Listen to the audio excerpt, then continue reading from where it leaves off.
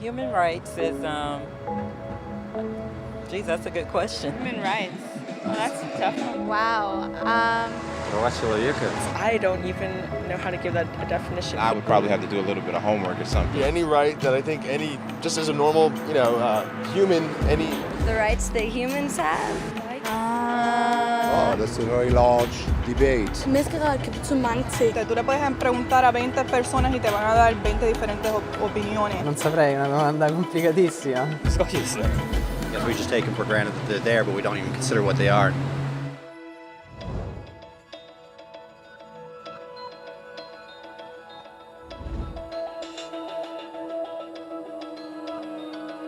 Human rights are the rights you have simply because you're human.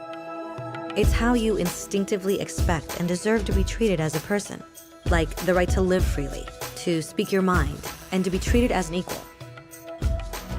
There are many kinds of rights. Most apply to a certain group. But human rights are the only ones that apply to absolutely everyone, everywhere. That means kids, old people, poor people, basketball players, garbage men, rappers, teachers, Africans, Indians, Albanians, Christians, Muslims, Kabbalists, atheists, your mom, your dad, your next door neighbor, and you all have the exact same human rights. In other words, they're universal. But the question remains, what are they? Name the human rights? What the human rights are? The right to live. Equality between all peoples. Right to religion, the right to... Is there supposed to be a list somewhere I should be aware of? According to the United Nations, there are a total of 30 human rights, which are usually lumped together and called simply human rights. They're all listed out in the Universal Declaration of Human Rights, which is the world's most widely accepted document on the subject. But it was a long time in coming. At first, there were no human rights. If you were in with the right crowd, you were safe. If you weren't, well, you weren't. But then a guy named Cyrus the Great decided to change all that. After conquering Babylon, he did something completely revolutionary. He announced that all slaves were free to go.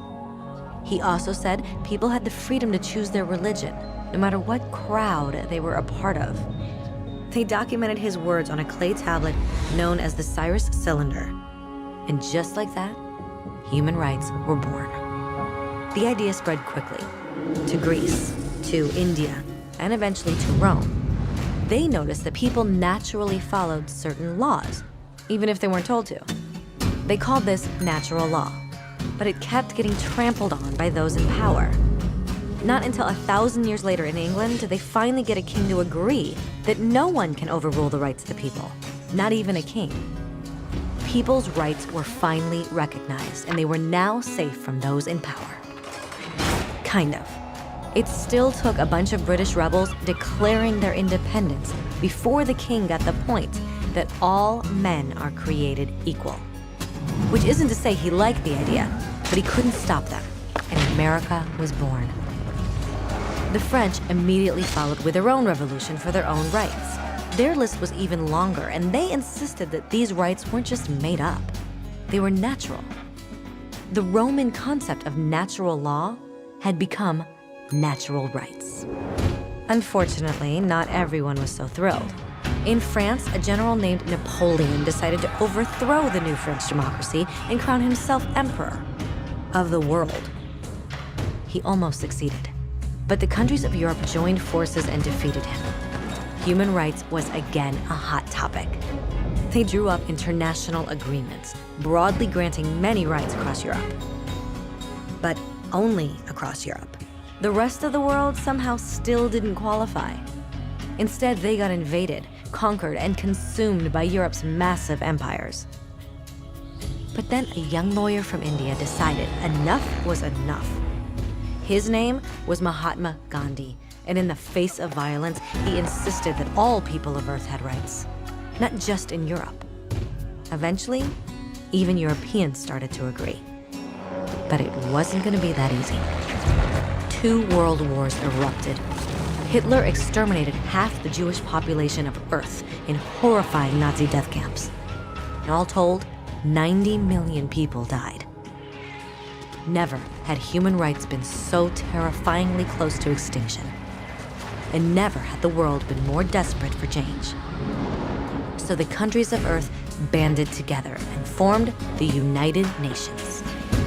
Their basic purpose was to reaffirm faith in fundamental human rights, in the dignity and worth of the human person.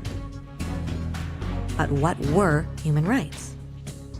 Were they the proclamations of Cyrus, the natural laws of Rome, the declarations of France? Everyone seemed to have a slightly different idea of what human rights should be. But under the supervision of Eleanor Roosevelt, they finally agreed on a set of rights that applied to absolutely everyone. The Universal Declaration of Human Rights. The French concept of natural rights had finally become human rights. So, in summary, at first, only a few lucky people had any rights, until one of those guys decided, hey, other people should have some rights too, which was great, except not everyone agreed. And it only took a few thousand years of fighting and declarations and more fighting until everyone finally agreed that human rights should apply to everyone. And they all lived happily ever after. Except for one little problem. If people have the right to food and shelter, why are 16,000 children dying of starvation every day? 1 every 5 seconds. If people have freedom of speech, why are thousands in prison for speaking their minds? If people have the right to education, why are over 1 billion adults unable to read? If slavery has truly been abolished, why are 27 million people still enslaved today? More than twice as many as in 1800. The fact is, when it was signed, the Universal Declaration of Human Rights did not have the force of law. It was optional. And despite many more documents, conventions, treaties, and laws, it's still little more than words on a page. So the question is, who will make those words a reality? I have a dream today. When Dr. King marched for racial equality, he was marching for rights that had been guaranteed by the United Nations for almost 2 decades. But still, he marched. When Nelson Mandela stood up for social justice in the 1990s, his country had already agreed to abolish such discrimination for almost 40 years. But still, he fought. Those who fight today against torture, poverty, and discrimination are not giants or superheroes. They're people. Kids, mothers, fathers, teachers, free-thinking individuals who refuse to be silent, who realize that human rights are not a history lesson. They're not words on a page. They're not speeches or commercials or PR campaigns. They are the choices we make every day as human beings. They are the responsibility we all share to respect each other, to help each other, and to protect those in need. As Eleanor Roosevelt said, where, after all, do universal human rights begin? In small places close to home. So close and so small that they cannot be seen on any maps of the world.